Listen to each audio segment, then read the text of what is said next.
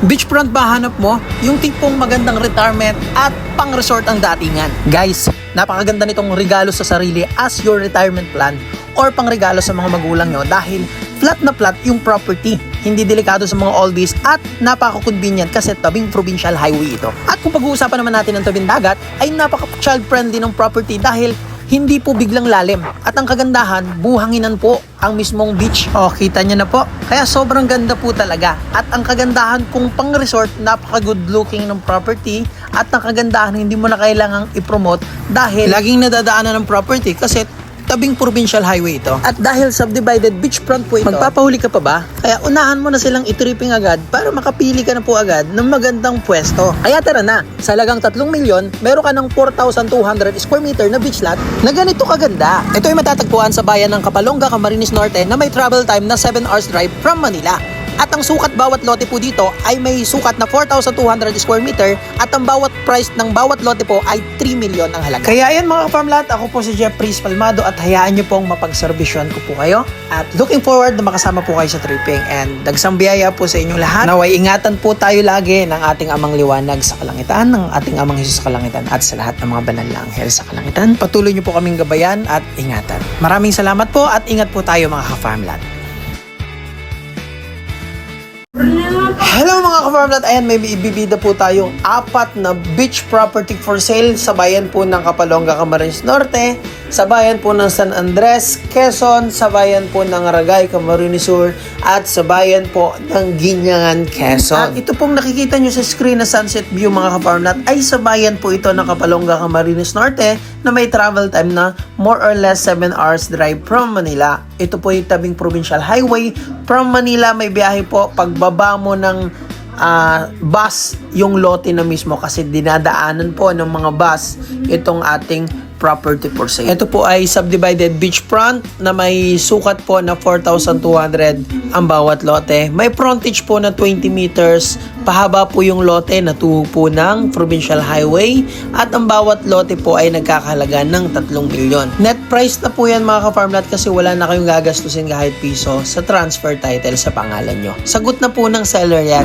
At ang terms nito mga ka-farmlat ay 100,000 reservation, 70% down payment, at yung remaining 20% pag-transfer na ng seller sa pangalan nyo, sa kanyo lang po ibibigay yung remaining na 25%. Ito po ay wala pang kanya-kanyang title, so pagkabili nyo, magkakaroon po kayo ng deed of sale and ang pag-transfer po nito from mother title, diretso na po sa pangalan ng buyer.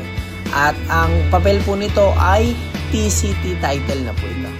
Isa sa pinaka-ma-enjoy nyo dito sa lugar mga ka-farmlat ay probinsya ang datingan. Yung provincial highway po ay malawak at ang good thing po hindi traffic. So kung pupunta ka sa town proper ng Kapalonga at pupunta ka rin sa town proper ng bayan ng Santa Elena, ay napakaganda kasi walang masyadong kasalubong na sasakyan. Tapos mga 20 to 25 minutes drive lang, nandun ka na sa town proper mismo.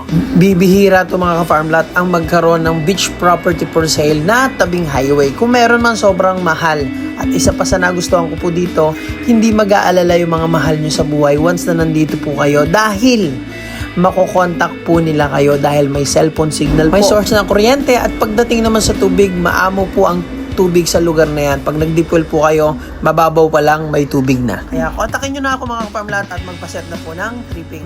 Yung sunod pong ibibida natin ay 2 hectares bawat lote po dito. 4 lots lang po yung available natin at nasold na po yung isa. 2 hectares po ito for 15 million ang bawat lote dito. Ayan, panoorin nyo po. So, ang haba po ng shoreline natin. So, ngayon po low tide. So, kung makikita nyo, sobra po ang kalma ng dagat. Ayan. Sobrang ganda po ng ating shoreline sa mga naghahanap ng yung mga buyer natin na gusto mag-business. So this is the good for a hotel, a resort. 2 hectares is enough for you to build a good resort. Tingnan nyo naman, may mga puno pa tayo dyan sa dagat na napakaganda talagang tingnan. So, ito po yung area. Wala na po kayong i-develop dito. Malinis na po. Maganda dyan kasi sunset po yan. Sunset dito and sunrise dyan. Then, Yan. And then, pagka dun ka yan, mountain naman po yung view natin. So, ayan. Yan yung view dito sa kabilang side. Mountain, tapos sunrise po doon. And dito naman, ito yung view sa may dagat. So, sa may dagat,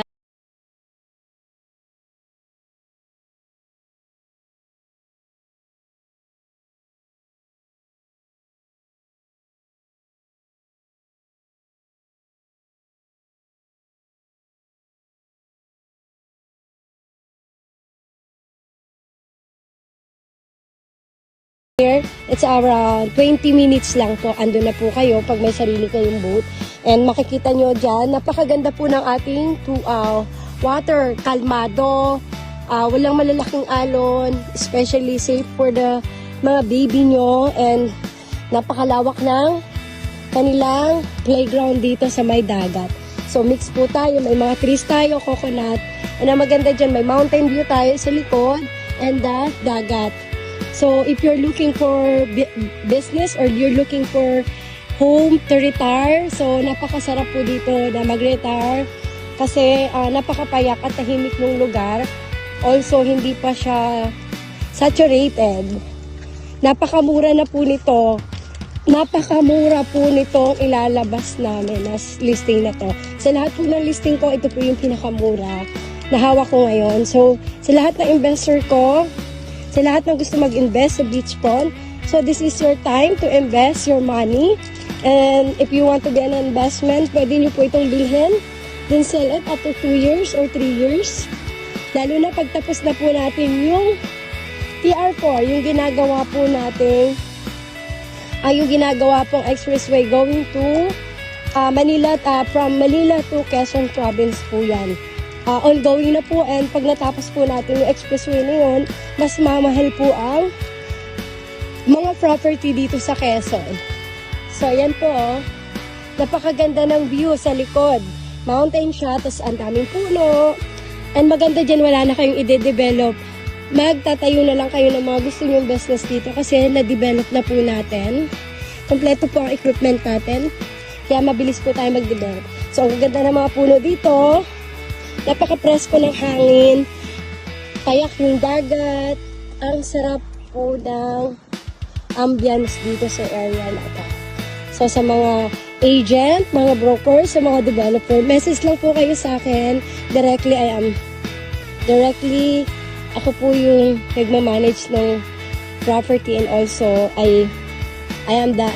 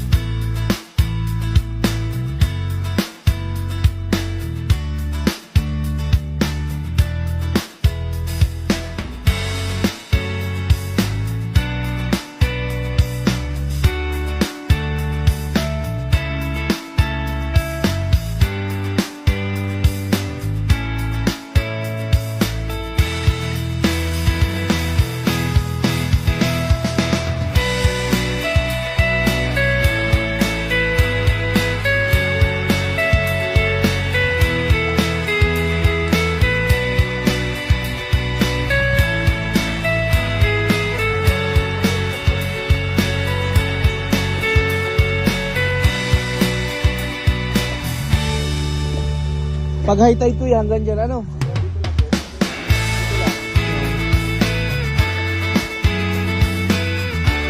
Punta natin din sa dulo, hanggang saan?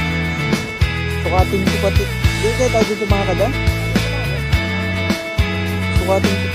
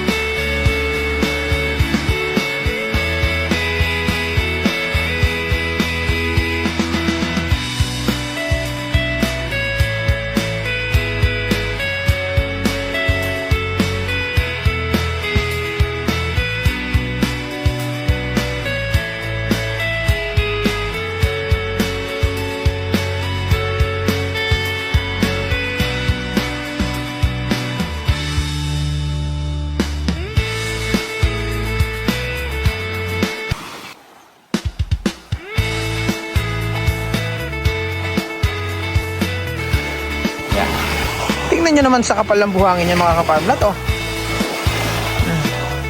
Tapos ang farmland area, flatland, malinis. Kasi po, may mga caretaker po itong lote na to. May sahod po na 8,000 monthly. Sinasahudan po ng buyer natin. Ayan, mula po yan dyan, dun sa may tao na nakaputi.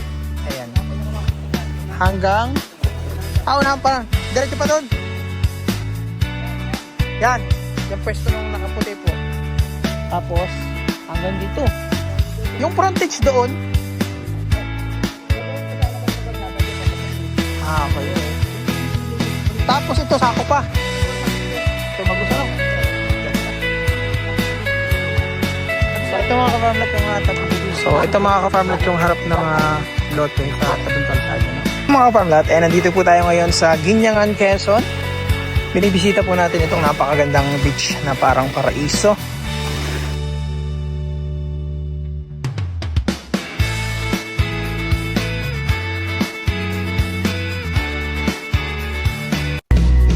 Paraan kita tuturo ang makaraos. Bakit ka nagparamdam? Siguro di na kayo nilanggap.